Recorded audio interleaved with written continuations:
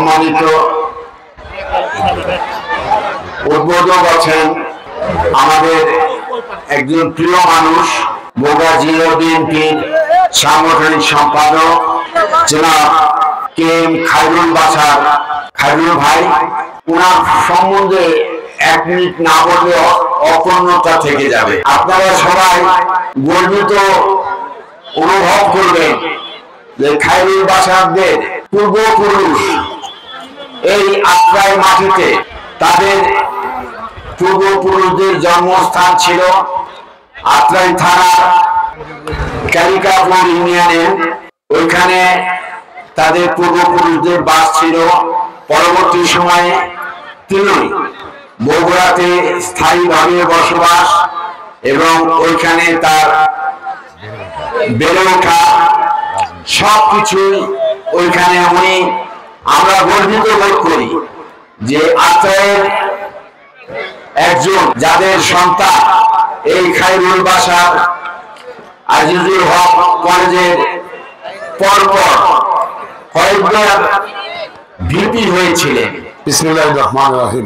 হিঙ্গলকান্দি sporting ক্লাবের উদ্যোগে আজকের এই ফুটবল টুর্নামেন্টের শুভ উদ্বোধনী অনুষ্ঠানের আমার সম্মানিত সভাপতি, আজকের এই ফুটবল টুর্নামেন্টের উদ্বোধনী অনুষ্ঠানের প্রধান অতিথি শ্রদ্ধাভাজন বড় ভাই, আপনাদের এই এলাকার যিনি আমাদের বিএনপি কে অভিভাবক হিসেবে নেতৃত্ব দিয়ে থাকেন, নওগাঁ জেলা বিএনপির যুগ্ম সাধারণ সম্পাদক, আত্রাই থানা বিএনপির সংগ্রামী সভাপতি জনাব এস.এম. রেজাউল ইসলাম রেজু ভাই, আমাদের এই টুর্নামেন্টের সার্বিক পৃষ্ঠপোষক, আপনাদের এই ইউনিয়নের সাবেক সফল চেয়ারম্যান, আমাদের থানা বিএনপির সহসভাপতি এস.এম. ফারুক বকভাই সহ এখানে উপস্থিত বিভিন্ন পর্যায়ের নেতৃবৃন্দ, অত্র এলাকার প্রিয় ভাইরা, সবাইকে সালাম জানাচ্ছি। আসসালামু আলাইকুম। সংগ্রামী শুভেচ্ছা এবং অভিনন্দন জানাচ্ছি বগুড়া জেলা বিএনপির পক্ষ থেকে। ফ্যাসিস্ট স্বৈরাচার মুক্ত বাংলাদেশ, সেই বাংলাদেশে সুন্দর ব্যবস্থাপনার মধ্য দিয়ে আজকের এই টুর্নামেন্ট অনুষ্ঠিত হচ্ছে। আমি এই টুর্নামেন্টের সফলতা কামনা করছি। দীর্ঘ 17টি বছর আমরা বাংলাদেশের মানুষ সকল ক্ষেত্রেই নিষ্পেষিত ছিলাম। বাংলাদেশের সকল ক্ষেত্রকে ধ্বংস করে দেওয়া হয়েছিল, তার মধ্যে ক্রীড়া ক্ষেত্র ব্যতিক্রম ছিল না।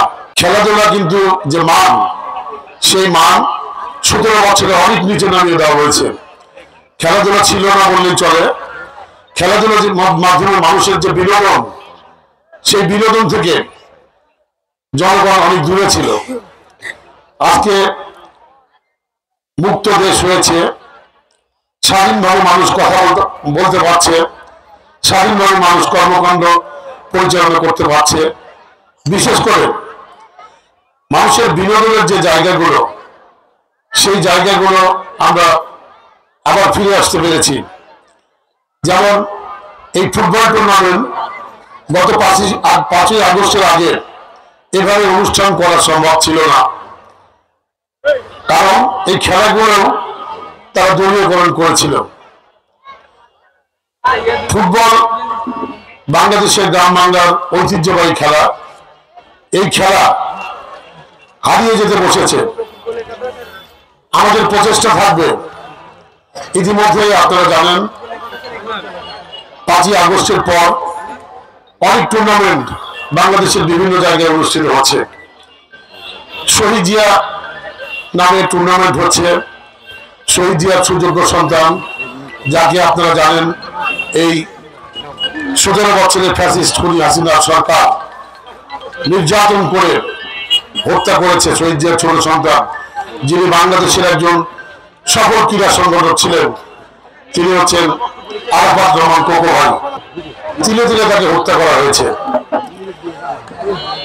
আমরা আশা করব আগামী দিনে যে বাংলাদেশের নির্বাচন আসছে, সেই নির্বাচনে আমরা সবাই ঐক্যবদ্ধভাবে ভোট দিয়ে যাকে নির্বাচিত করব, যে দলের সরকার প্রতিষ্ঠিত হবে, গণতান্ত্রিক যে সরকার প্রতিষ্ঠিত হবে, বিশেষ করে আমাদের এই বাংলাদেশের মাটির প্রিয় সন্তান, স্বাধীনতার মহান ঘোষক শহীদ রাষ্ট্রপতি জিয়াউর রহমান, বাংলাদেশের আপসীন নেত্রী সাবেক সফল প্রধানমন্ত্রী বেগম খালেদা জিয়ার সুযোগ্য সন্তান জনাব তারেক রহমান সাহেব। আপনারা জানেন এই ফ্যাসিস্ট সরকার তাকে নির্যাতন করে তাকে দেশ ছাড়া করেছিল। সময় বেশি দিন দূরে নয়, আমাদের সেই প্রিয় মানুষ যার নেতৃত্বে আমরা গত 5ই আগস্টে ফ্যাসিস্ট মুক্ত বাংলাদেশ ছাত্র জনতার আন্দোলনের মধ্য দিয়ে আমরা গড়তে পেরেছি, সেই নেতা জনাব তারেক রহমান আমাদের মাঝে অবিলম্বে ফিরে আসবেন। আমরা বিশ্বাস করি তারেক রহমানের নেতৃত্বে আগামী দিনে বিএনপি নির্বাচনে অংশগ্রহণ করবে।